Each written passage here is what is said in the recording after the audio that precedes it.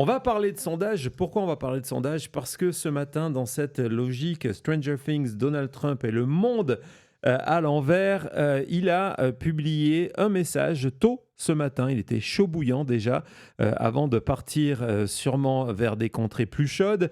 Parce qu'il fait très froid à Washington aussi. Il a donc publié ce message sur Truth Social pour dire que, vous voyez, en majuscule, je viens juste d'avoir les sondages les plus hauts de toute ma carrière politique. Bon, je vous rappelle qu'on ne va pas revenir sur les tentatives de Donald Trump de se dire est-ce que je me présente en 2000, en 2004, en 2008, mais on va dire que depuis 2015, la carrière politique de Donald Trump a débuté en descendant un escalator. Et donc, il nous explique que depuis ce moment-là, il est actuellement dans les plus hauts dans les sondages. Ah ben oui, things are really rocking. Exactement. Tout ça va très très bien avec un bilan extraordinaire. Donc voilà, donc c'est pas juste j'ai des bons scores, je n'ai jamais été aussi haut dans les sondages. Donc vous voyez, il y avait déjà 12 000 likes. C'est ça ce qui fait peur d'ailleurs, 12 000 likes. Et c'était relativement tôt quand j'ai fait la capture d'écran, les meilleurs sondages. Et donc je suis allé du côté, pour un petit peu changer, je suis allé du côté du New York Times qui rassemble les sondeurs. J'ai pris le tableau du New York Times. Ce sont les... Non, il n'est pas là. Il doit être dans un autre dossier. Thomas, le tableau du New York Times, vous allez le voir. Ce qui est intéressant dans ce tableau-là, c'est qu'ils ont rassemblé toutes les compagnies de sondage qui sont de bonne qualité, qui sont approuvées. Donc, vous les voyez, vous pouvez aller voir toutes les compagnies en général. Donc, souvent, ce sont des compagnies politiques ou qui n'ont pas d'historique pour juger de leur qualité. Là, ce sont les bonnes compagnies. Donc, ce sont celles qui ont des méthodes de travail qui sont des méthodologies d'enquête qui sont publiques, qui correspondent à la manière de travailler. Tout ce que Jean-Marc Léger, à chaque fois qu'il vient à l'émission, vous explique. Et donc, je vous ai pris les derniers. Ce sont vraiment les derniers sondages. Le dernier, vous voyez, il date même maintenant de la fin du mois d'octobre. Donc, c'est un mois de sondage sur Donald Trump. Et vous voyez que les derniers, son taux d'approbation est à 35%. Son taux de rejet de la part des électeurs américains est de 62%. Vous voyez en général qu'il est en gros, on voit que ça c'est... CNN avait été un des premiers à partir sur du plus 26. Maintenant, on est dans plus 27, plus étant dans les opinions négatives de Donald Trump. Il est dans un niveau où il est désormais plus rejeté par les Américains que ce qu'il était au lendemain. Et quand je vous parle du lendemain, c'est le lendemain du 6 janvier 2021. Donald Trump n'a jamais été aussi bas lorsqu'il était président. Alors que vous vous en souvenez, Covid, le mouvement BLM, etc., Donald Trump était violemment rejeté par une partie des Américains à la fin de son premier mandat, après avoir pris une fessée lors des élections de mi-mandat de 2018. Ça ne s'était qu'empiré. Et aujourd'hui, il est plus bas que ça. En fait, Donald Trump n'a jamais été aussi bas.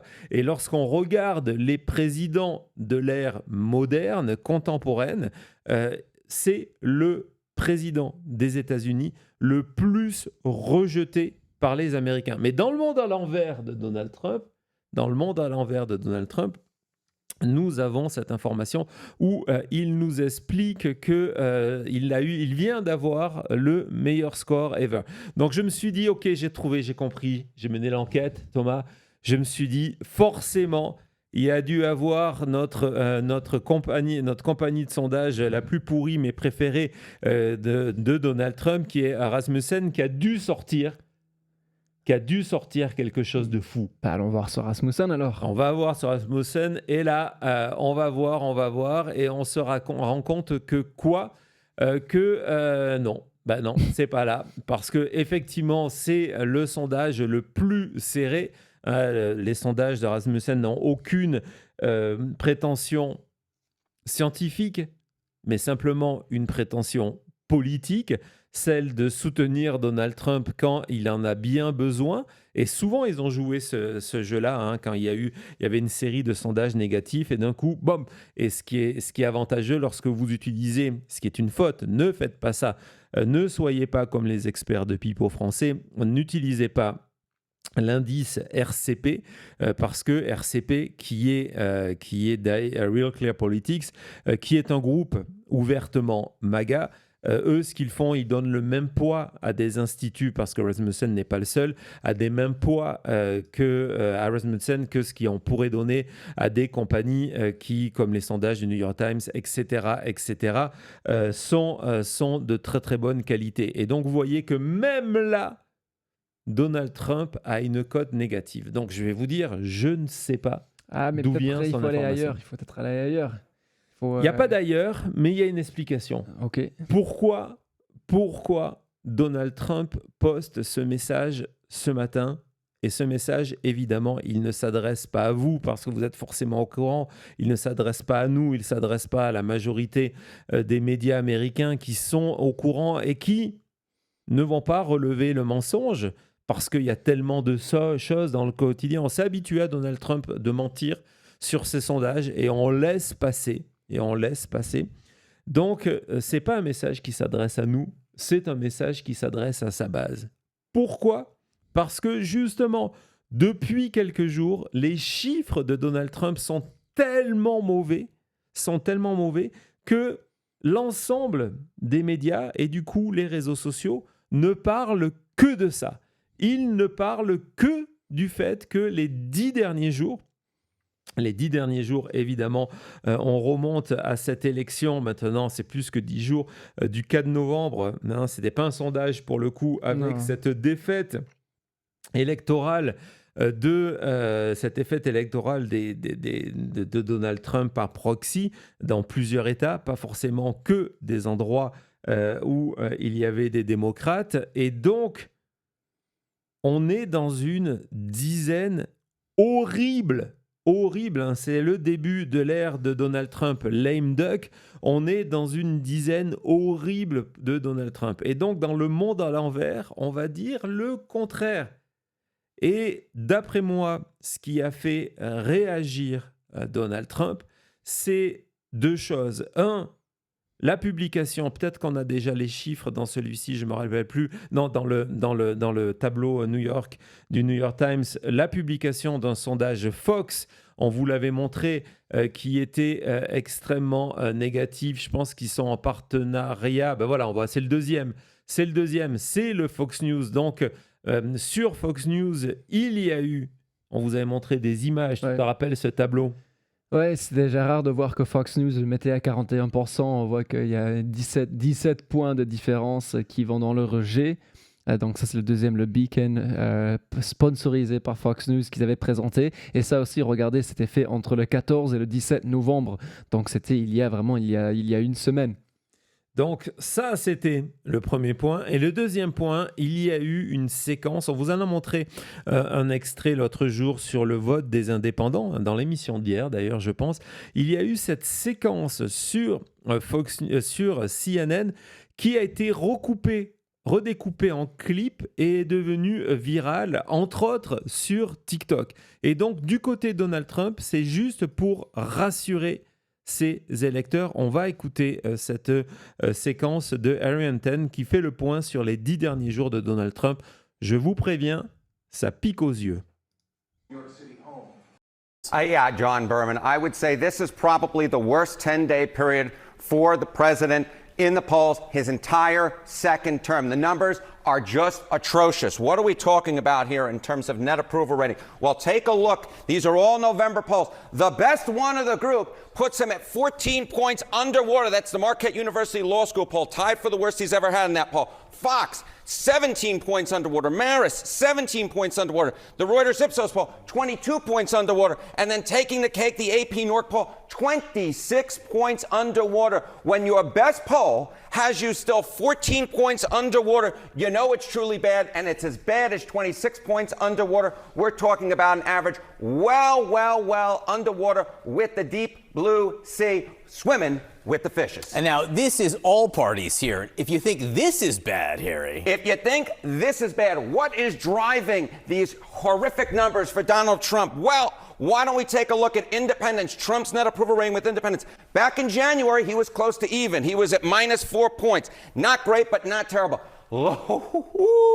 Look at this number, 43 points underwater with independents in the most recent average of these polls. When you have 43 points underwater with independents, you know you're doing terribly. You can't win with this. If this holds for next year's midterm election, wave adios amigos, goodbye, see you later to that House Republican majority and that Senate Republican majority very much in danger as well. When you take a look at the Pew Research validated voter survey going back to last year, he was basically even among independents with Kamala Harris. Now he is 43 points underwater. Whatever he is doing with independents, it ain't working. They despise him at this point. That is just a colossal drop. Oh, my God, it's a 40-point move. Okay, that's among certain political groups here. How about what issues may be driving this? Okay, yeah, so we say that independents are driving Trump's decline overall, but what is pushing independents and the rest of the electorate away from Donald Trump? Away from Donald Trump. John Berman, move out of this screen. Away from Donald Trump. Well, it has everything to do with inflation. It's the cost of living, baby. That is the name of the game.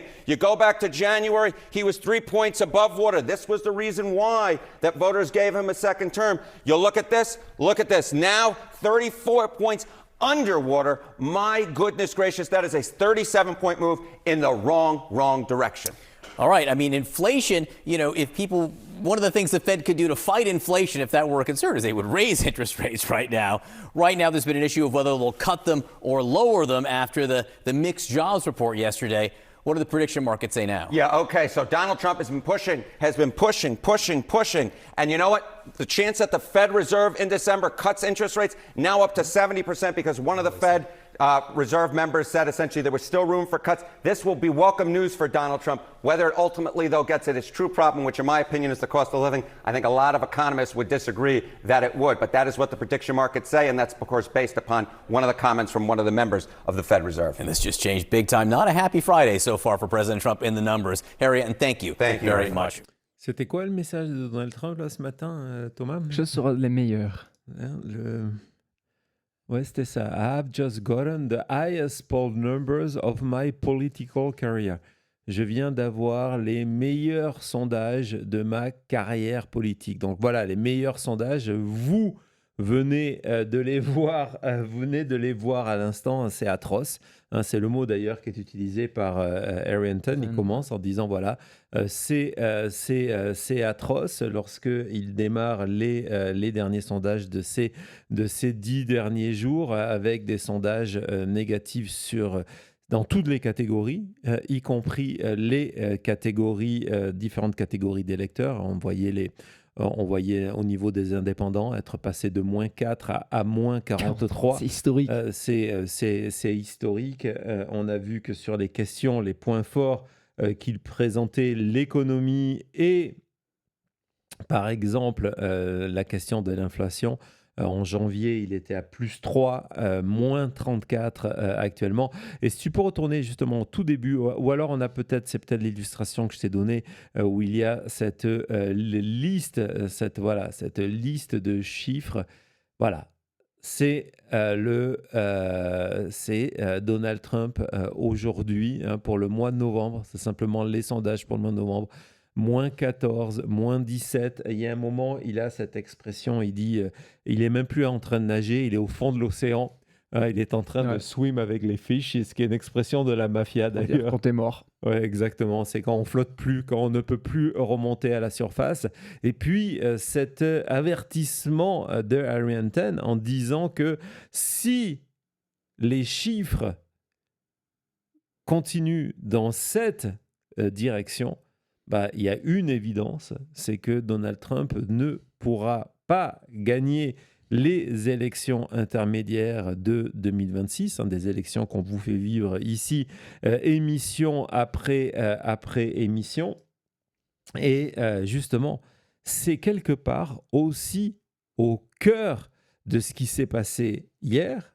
Ces deux événements hier, deux événements contraires dans ce monde à l'envers, la réception de Zoran Mamdani à la Maison-Blanche et l'annonce de la démission de Marjorie Taylor Greene. On en parle tout de suite après.